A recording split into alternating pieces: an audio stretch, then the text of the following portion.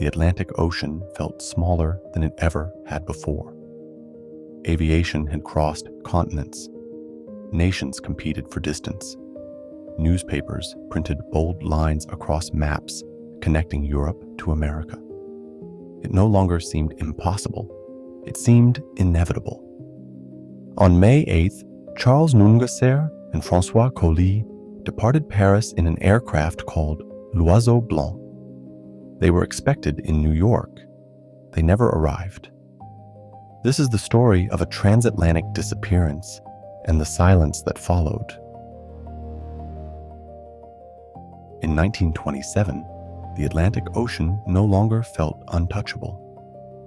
Aviation had shortened distances. Aircraft crossed continents. Newspapers printed maps with lines drawn boldly across water. The world was becoming smaller, or so it seemed.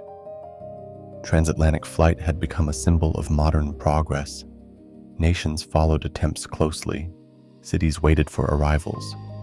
Headlines promised history in motion. Pilots were no longer only soldiers or hobbyists. They were proof of possibility.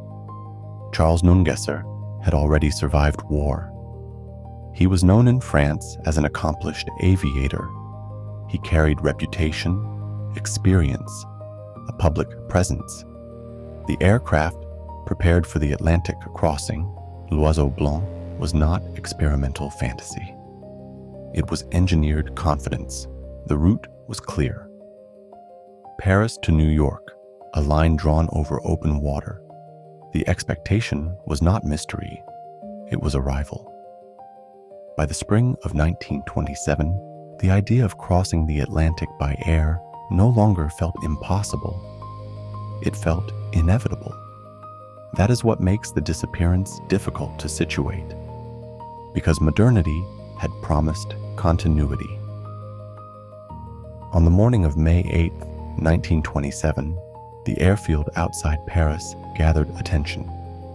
News had traveled in advance. Reporters positioned themselves. Spectators assembled. The route had been printed in newspapers. Paris to New York, a line drawn cleanly across the Atlantic. The aircraft stood prepared. L'Oiseau Blanc rested on the field, its frame modified for distance. Fuel capacity had been increased. Landing gear designed to be jettisoned after takeoff. Weight mattered. Balance mattered. Every calculation carried consequence. Charles Nungesser and François Colli moved through final checks. Weather conditions were assessed, fuel levels confirmed, navigation instruments reviewed. There was no theatricality in the preparation, only repetition, only precision. Around them, expectations swelled. Transatlantic flight had become an international pursuit. New York awaited. Crowds across the ocean anticipated arrival. Maps were printed with projected timelines. Modernity felt coordinated, connected. The aircraft accelerated. The field receded. Landing gear detached as designed. The plane lifted into cloud cover. There was no immediate deviation, no visible malfunction. L'Oiseau Blanc disappeared into weather. It was not expected to be seen again until New York. Across the Atlantic, New York prepared. Crowds gathered near the harbor. Newspapers printed estimated arrival windows. The aircraft had departed Paris on schedule. If calculations held, if weather cooperated, if fuel endured, L'Oiseau Blanc would appear in the sky above the city. Radio operators listened. Observers scanned the horizon. The Atlantic crossing was long, but not indefinite. Time became part of the equation. Hours passed. The aircraft should have been nearing the coast. There were reports, unconfirmed sightings over Ireland, a possible engine heard over Newfoundland. Fragments of hope passed between telegraph offices. Nothing verified, but nothing yet denied. New York continued waiting. Ships in the harbor adjusted attention upward. Crowds did not disperse immediately. Modernity had promised arrival. Delay did not yet mean disaster. The window widened. Calculations were reconsidered. Weather patterns re-examined. Fuel capacity estimated again. The mathematics of optimism began to erode, and then gradually the shift occurred, not in a crash, not in visible wreckage, but in realization. The aircraft had not arrived. No confirmed sighting placed it safely on American soil. The line drawn across the Atlantic ended mid-ocean. Hope did not vanish instantly. It thinned. Searches began. Naval vessels scanned waters. Coastal communities listened for engines. The Atlantic remained silent.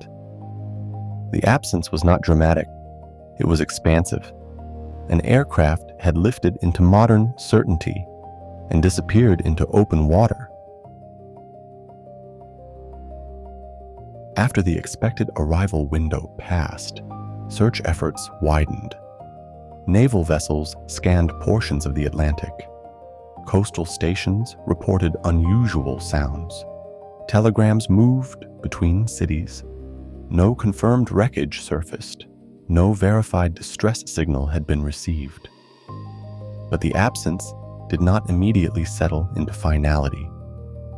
Reports emerged along the American coastline.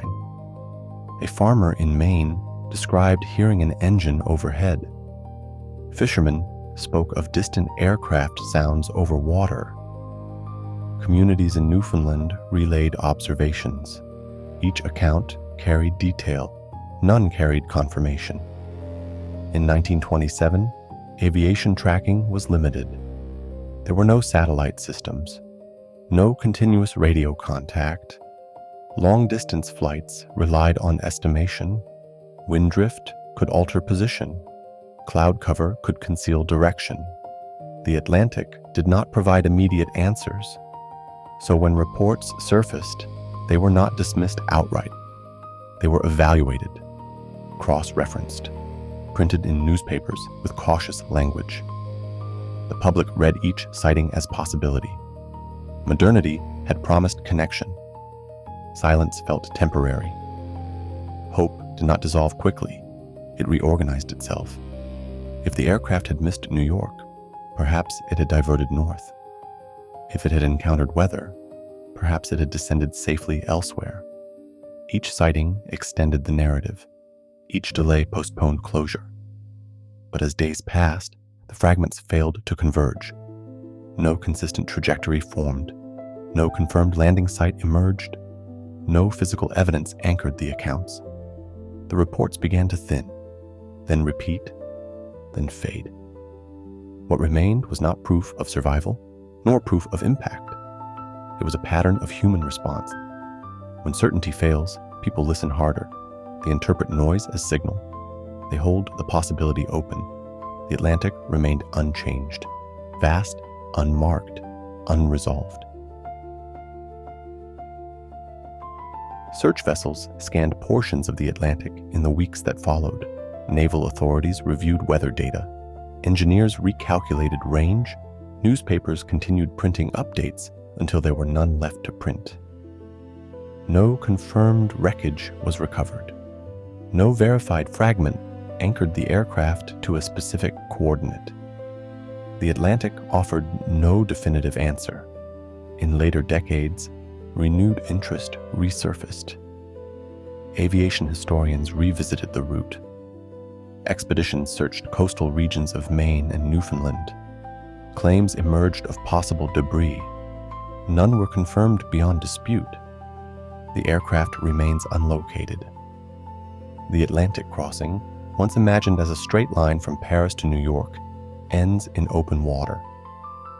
The map shows continuity. The ocean does not. In 1927, flight represented the future. Distance seemed conquerable. Engineering felt decisive. Crowds believed in arrival. But the Atlantic remained what it had always been: vast, unmarked, indifferent to projection. The disappearance of Charles Nungesser and François Colli did not halt aviation. Weeks later, Another aircraft would cross successfully. The age of transatlantic flight would begin in earnest. Modernity continued, yet the first promise drawn across the Atlantic in 1927 does not end in New York Harbor. It dissolves into water. No confirmed coordinates close the story. No artifact resolves the line. The record does not conclude with impact. It concludes with absence. No confirmed wreckage has ever been recovered. No verified coordinates close the line drawn across the Atlantic in 1927. Modern expeditions have searched. Claims have surfaced. None have resolved the record. The crossing that was meant to prove inevitability ended in open water. The ocean does not archive, it absorbs. Charles Nungesser and François Colli remain unlocated. The Atlantic keeps the rest. This has been The Midnight Box. Until next time.